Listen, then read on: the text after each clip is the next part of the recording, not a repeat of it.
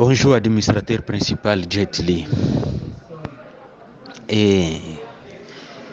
Tozana Maniema awa.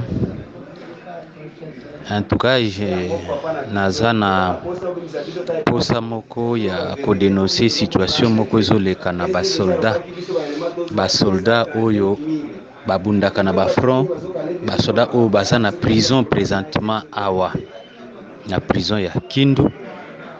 Bakomanda bataillon na bango bazolia ba solde na bango, donc salaire na bango ya basoldat okoka ba 6 mois ba inane bazwaka mbongo te, pourtant mbongo eza koya pour que bazwa mbongo bamonaka pasi.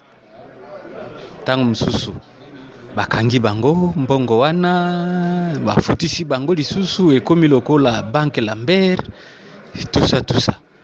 Alors je voudrais à ce qui na tango président azali na yo na Bruxelles wana, soki par votre ricochet basoldat oyo bazwa lobiko bato bazomona pasi, soldat oyo abundaka na front bakokanga ye sa mitindo sa eloko muke batondi na kati ya prison awa na ba dossier moko ezangi na tina.